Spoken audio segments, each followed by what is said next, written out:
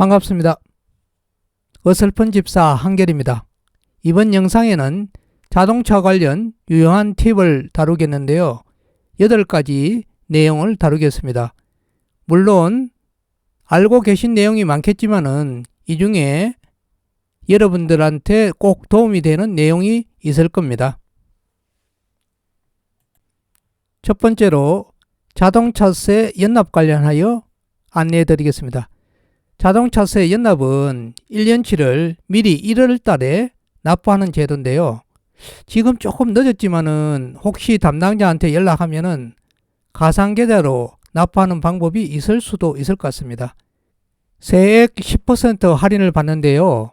2월부터 12월까지 11개월이어서 9.15% 정도 할인을 받을 수 있고요.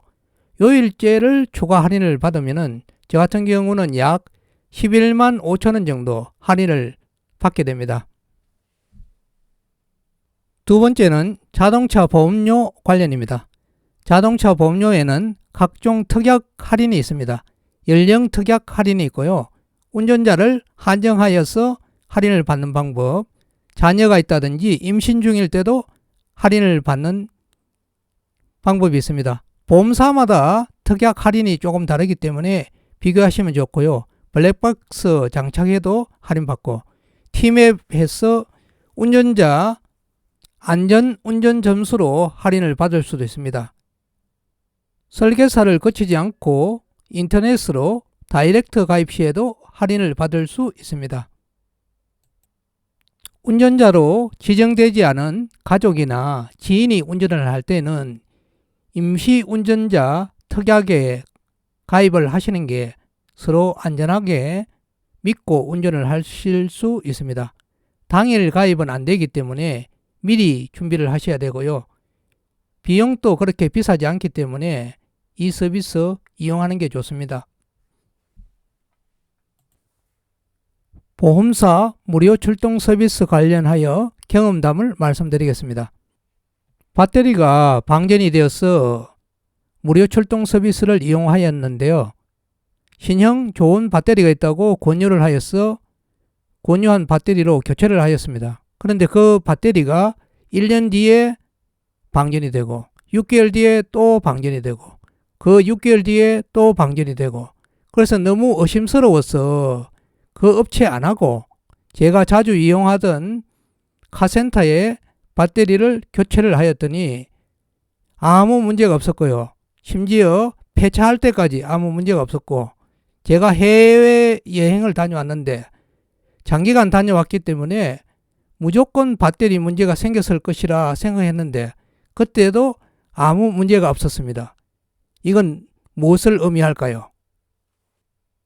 중간에 보험사에 이런 상황을 이야기를 하고 보험 만기가 되었을 때 보험사에 이런 상황을 이야기하였는데 보험사에서 조사를 하겠다든지 어떤 반응도 없어서 저는 결국 보험을 다른 보험회사로 바꾸었습니다. 보험 출동 서비스를 하는 많은 분들이 선량하고 의무감으로 일을 하시겠지만은 그 중에 일부는 나쁜 마음으로 서비스에 임하는 것 같습니다. 주의하시기 바랍니다. 자동차 폐차 관련하여 말씀드리겠습니다. 자동차 폐차는요, 차종과 연식에 따라 가격이 책정되는데요. 이 가격은 뭐 특별하게 옵션이 있다고 더 많이 나가고 차량 상태가 좋다고 더 나가고 이게 아니고요. 고철비로 일괄적으로 계산이 됩니다. 그리고 업체마다 가격은 조금씩 다르기 때문에 업체에 전화로 가격을 확인할 필요가 있습니다. 폐차 대행 서비스 전단지가 종종 보이는데요. 폐차 신청을 하면은 대부분이 무료 견인 서비스를 하기 때문에 폐차 대행 서비스를 이용할 이유가 없습니다. 폐차 대행 서비스와 가격은 10만원 이상 차이가 발생합니다. 그리고 노후 경유차이면은 조기 폐차 지원금을 1월 중순부터 접수를 하고 있는데요. 폐차 지원금을 받고 꼭 폐차를 하셔야 됩니다. 먼저 폐차를 한 다음에 내가 폐차했다 해가지고 지원금을 받을 방법은 없습니다. 자동차 문이 갑자기 열리지 않을 때 조치 방법을 말씀드리겠습니다. 리모컨의 열림 버튼을 누르면서 완전히 열리기 전에 차량 문을 잡아당기면 이런 경우가 생기게 됩니다. 리모컨 키로 닫힘과 열림을 눌러보아도 작동이 되지 않습니다.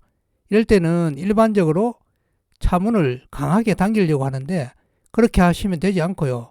오히려 차를 안쪽으로 몸으로 강하게 밀어붙이면서 리모컨 조작을 해보면은 쨍 하고 문이 열리게 됩니다. 후륜, 사륜 자동차에 자주 생기는 고장에 대해서 말씀드리겠습니다. 후륜이라고 하면은 동력이 뒷바퀴에서 의해서 자동차가 주행을 하게 되는 게 후륜이고요. 앞바퀴에 동력이 전달되면 전륜, 앞뒤바퀴 모두 전달이 된다면 사륜입니다. 후륜, 사륜이 주로 문제가 되는데요. 이 경우에 정상은 저속 주행 시에 엑셀레이터를 밟으면 턱턱 걸리는 그런 느낌이 나타납니다. 이 경우에 주로 발생되는 원인은요, 타이어 관리가 가장 중요한데 앞뒤 타이어를 제조사가 다르다든지 타이어가 마모 상태가 심하게 다른 경우에 주로 발생하게 됩니다. 이 경우는 소모품 하나가 지금 낡아서 문제가 생기게 되는데 일반적으로 전체 통으로 수리를 하기 때문에 수리 비용이 BMW 같은 경우는 한 400만원, 제네시스 같은 경우도 200만원이 넘습니다. 주로 후륜, 사륜에 문제가 되는 차종은 BMW, 제네시스 차량입니다. 이 경우는 진단기로는 이상 없음으로 나오기 때문에 확인할 방법이 없고요. 확인하려면 사륜 퓨즈를 제거하고 운행을 해보면 아무 문제가 없다면 트랜스퍼 케이스 문제인 것입니다. 비용이 굉장히 높기 때문에 높은 비용을 지출하지 않으시려면 사륜, 후륜인 경우에는 타이어 관리를 더욱 철저히 하셔야 됩니다. 이 경우 트랜스퍼 케이스 전체를 교체하지 않고 교체하는 방법은 별도 개별 문의 주시면 답변하여 드리겠습니다. 자동차 앞유리 돌방에 대해서 안내하여 드리겠습니다. 주로 고속도로 주행 시 발생할 수 있는데요. 보험 처리가 가능하지만 보험료 인상 부담이 될 수 있고요. 명확한 증거 자료가 있다면 손해배상 청구도 가능할 수 있는데 이것도 사실 쉽지는 않습니다. 유리 전체를 교체하려면 비용이 부담스럽고요. 여기서 선팅 비용도 감안을 하셔야 됩니다. 그렇다고 방치를 하게 되면은 건강 부분이 점점 확대되어 전체적으로 유리가 엉망이 될 수 있고요. 이 경우에 조치하는 방법은 유리 용접하는 곳에서 용접을 하시면은 약간 티는 나지만은 특별한 문제 없이 운행하실 수 있습니다.